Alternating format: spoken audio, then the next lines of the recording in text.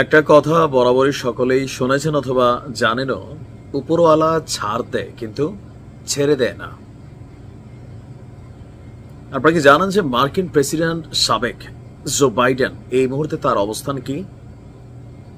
সারা পৃথিবীর সবচেয়ে বড় ডাক্তার, বৈদ্য, কবিরাজ, টেকনোলজি সবকিছু তার হাতের কাছে। সবাই তাকে সার্ভিস দিতে রেডি, কিন্তু উপরওয়ালার পরিকল্পনাটা ছিল অন্যরকম।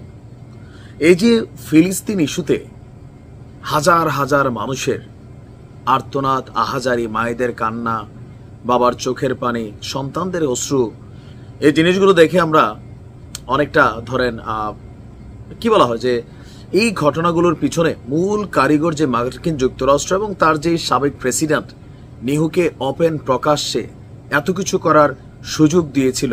তা আমরা ভাবতেছিলাম যে তার হয়তো সাধারণ একটা মৃত্যু হবে, কিন্তু তার একটা অসাধারণ মৃত্যু হতে যাচ্ছে। কেউ কেউ বলছেন যে আর বড়জোর মাসখানেক, কেউ কেউ বলছেন যে 15 দিন, কেউ কেউ বলছেন যে যে কোনো সময় বাত্তি নিভা যেতে পারে। আলহামদুলিল্লাহ, যুক্তরাষ্ট্রের সাবেক প্রেসিডেন্ট জো বাইডেন ক্যান্সারে আক্রান্ত এবং তার দেহে প্রোস্টেট নামক ক্যান্সার ধরা পড়েছে। স্টেজ কত? স্টেজ 3-তে আছে। ক্যান্সারের 4টা স্টেজ সম্ভবত থাকে, 1, 2, 3 এবং ফাইনাল স্টেজ। তো লেভেল 3-তে আছে। এখন তার যে বয়স, এই বয়সে থেরাপি আর দেওয়া যাবে না, সো অটোমেটিক 4-এ পড়বে। কতটা ছড়িয়ে গেছে দেখেন। আপনার তার দপ্তর এক বিবৃতিতে বলছে, পরীক্ষা নিরীক্ষায় তার প্রোস্টেট ক্যান্সার ধরা পড়েছে, যা তার শরীরের হাড়গুলোতে মানে হাড্ডিগুলোর মধ্যে ছড়িয়ে পড়েছে।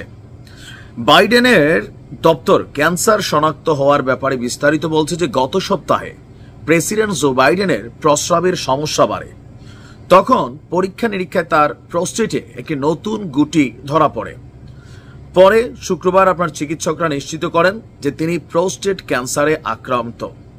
এই ক্যান্সারটি বেশ আক্রমণাত্মক, যার গ্লিসন স্কোর হচ্ছে 9, গ্রেড গ্রুপ হচ্ছে 5 এবং এটি হাড় পর্যন্ত ছড়িয়ে পড়েছে।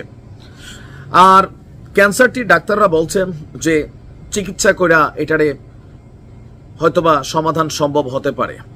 তবে বাস্তবতা বলছে বিভিন্ন এই ক্যান্সারগুলো যাদের হচ্ছে সেখান থেকে বলা হচ্ছে যে এই ধরনের ক্যান্সার যখন স্টেজ 3-তে যায়, দ্যাট মিনস এটা আপনার বুঝতে পারতেছেন যে 75 স্কোর নিয়ে নিছে ক্যান্সারের জায়গা থেকে।